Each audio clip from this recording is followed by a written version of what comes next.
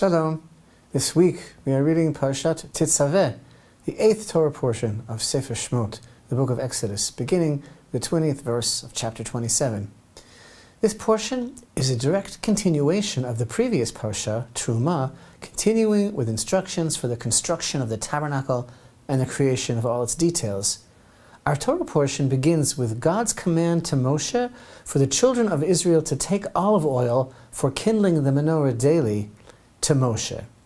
In summary, the first half of the Parsha deals with the divine command to fashion priestly garments for Aaron and his sons, the Kohanim. The garments of the high priest are the breastplate, the ephod, the robe, the tunic, the turban, sash, pants, and headplate, 8 garments in all, while the garments of the ordinary priests are 4, the tunic, sash, headdress, and pants. The second half of the portion is occupied with the offerings and other details of the inauguration ceremony of the Kohanim, which are to be offered for the inauguration of the tabernacle. Our portion also includes the commandment of the daily Tamid offering, as well as the command to create the golden altar for the daily incense offering. Parshat Tetzaveh is generally read before Purim, and that's no coincidence, as we shall see, just as the Purim story itself, as seen over and over again in the story of the Scroll of Esther, teaches us that there's no such thing as coincidence at all. In fact, this Shabbat, upon which we shall be reading Parshat Tetzaveh, is also a special Sabbath called Shabbat Zachor, the Sabbath of remembrance, always the Sabbath that immediately precedes Purim. On this Sabbath, we will be reading another Torah reading as the additional reading, the Maftir, the commandment to remember never to forget the evil of Amalek, the forebearer of Haman, found at the end of Deuteronomy chapter 25. So, continuing with what we were learning about last week, this portion is a continuation, and all this time, Moshe is with Hashem, studying Torah on Mount Sinai, 40 days and 40 nights. But last week's Parshat Truma began with the words, Hashem spoke to Moses, saying. And this week's Parshat Tetzaveh begins with the words, and you command the children of Israel that they shall take for you pure olive oil, without mentioning Moshe's name. And you. Neither is Moshe's name mentioned anywhere in this Torah portion at all. In point of fact, this is the only Torah portion throughout the remainder of the rest of the Torah, since the first portion of Shemot, Exodus, when he was born, that does not mention Moshe's name. How very unusual. A number of ideas have been offered that seek to address this mystery, but the accepted conventional wisdom ties this phenomena of Moshe's disappearance to Moshe's request of Hashem that we will encounter in next week's Parsha of Kitisa, at the time of God's anger with Israel in the aftermath of the debacle of the golden calf. Make a long story short, in response to God's anger at Israel, there in Parshat Kitisa, Moshe said, chapter 32 and verse 32, and now, if you would forgive their sin, but if not, erase me now from your book that you have written. Ultimately, God did forgive Israel. But according to this idea, this insight, Moshe, having said what he said, that can't be taken back, words have power and make an impression, a dent on the universe, especially when expressed by such a tzaddik, such a righteous man as Moses. Thus, even though God did not erase his name from the book, the request of Moses was symbolically fulfilled, because this week it is erased. And this week of the Torah reading of Parshat Tetzaveh always falls during the week of the 7th day of Adar, which is the anniversary of Moses' death. So this week, Moshe is not mentioned. The aforementioned is a very famous idea, but I don't think it's the last word. So if you'd open up your hearts in the deepest way with me, I would like to share another thought with you, because I don't find that idea to be a satisfactory explanation of this phenomena. Moshe's name not being mentioned is so unusual, such a great mystery. I would like to explore it further, with the help of the great Me'or Einayim, Rabbi Nachum of Chernobyl.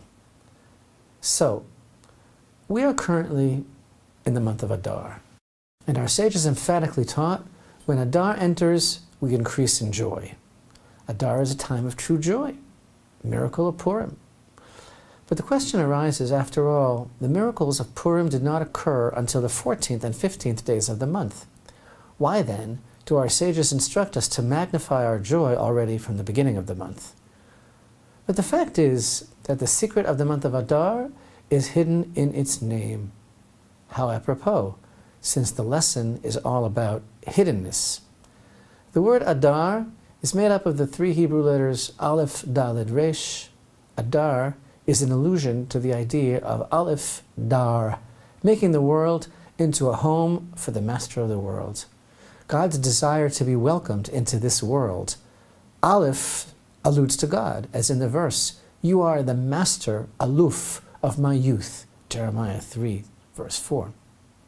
Just as the Aleph is the master, the first of all the letters, so too Hashem is the first, the precedence of all existence, which is the aspect of Adar, the Aleph dwelling in this lowly world, for he seeks to cause his presence to dwell together with his creations. That's the true source of Purim joy, which was revealed to the Jewish people through the Purim story. Now this past week, we marked the occurrence of another day, Zayin Adar, the 7th day of the month of Adar.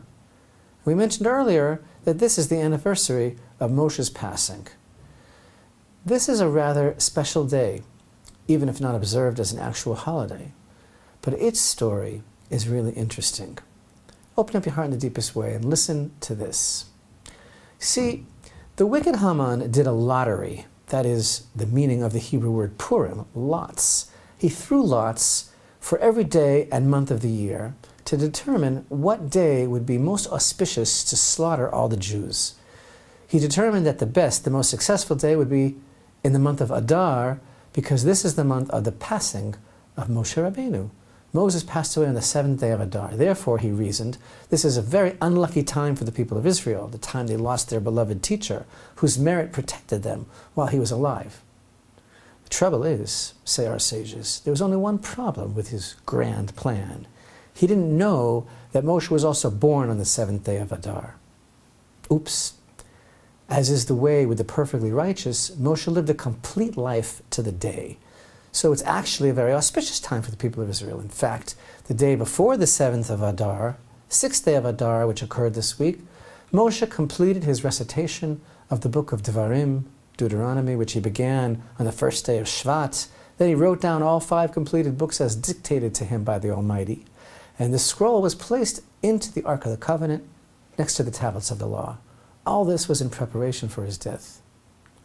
Now, ostensibly, meaning on a surface level, this teaching about Haman not knowing that the 7th day of Adar was also the day of Moshe's birth seems to mean just that the wicked Haman's information was flawed, his intelligence network was incomplete, his internet connection was down. It was a simple mistake, a lack of information on a simple calendar level. But I don't think that this is the meaning of this enigmatic idea. What? The anniversary of Moses' death was printed on all the dime store calendars and on the homepage of Wikipedia where it lists on this day, but that all these resources available to the powerful Haman failed to mention that it was also his birthday? Nobody knew that basic information? I don't think that's what it means at all, that he didn't know that it was also his birthday. I think our sages are telling us with their inimitable holy insight, not that Haman didn't know that Moses died on the same day that he was born, but that Haman didn't understand what it means that Moses was born on the same day that he died. As the Holy Zohar teaches, Moshe's influence is felt in every generation. Moshe's essence is the aspect of the knowledge of each and every Jew deep down in his or her acquisition of the knowledge of Torah. His essence is the aspect of the collective wisdom of Israel. And every single individual of the nation has some small spark of Moshe's intellect which aids in the acquisition and understanding of Torah, each person according to his or her level. Because Moshe was the master, the selfless teacher of all of Israel, whose dedication, whose selflessness was so great that he was able to say, if you don't forgive them, erase my name from your book. I can't be without them. I would rather have never been here at all if not for my people Israel. Regarding Moshe, the Torah states, and no man knows his burial place to this day, Deuteronomy 34, verse 6. In addition to its plain meaning, there's another level of meaning to this verse, and that is exactly as we've just discussed. Moshe's presence is vitally felt in every generation and shines like a guiding light for every individual, and therefore no man knows his burial place because his presence is felt as a guiding force within the intellect of each and every Jew. So Haman thought that because Moshe passed away on the 7th of Adar, Israel's aspect of knowledge, which is what Moshe represents, their connection to Torah, was also dead, in which case he could best them. But he didn't know that Moshe was born on the 7th of Adar. As soon as he died, he was born as an aspect of the collective consciousness of the nation, which is felt by each individual who seeks to acquire the knowledge of the Torah on a sincere and personal level.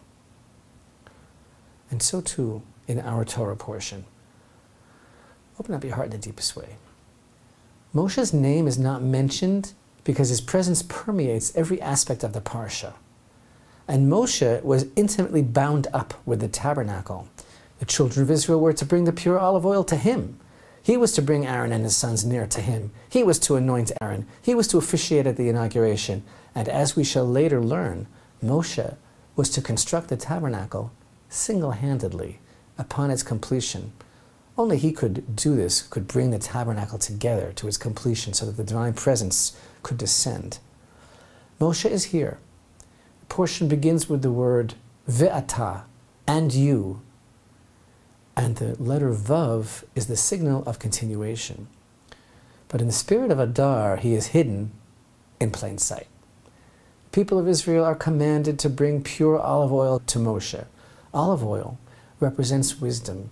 They are enjoined to emulate Moshe, who forever represents understanding of the Torah which is called after Moshe's name, as in Malachi, chapter 3 and verse 22, remember the Torah of my servant Moshe.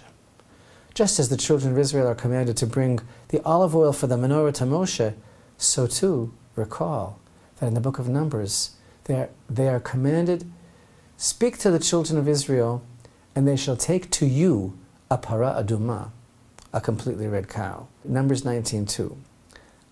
And we all know that only Moshe fathomed the secret of the red heifer, because Moshe is the connection of every generation of Israel.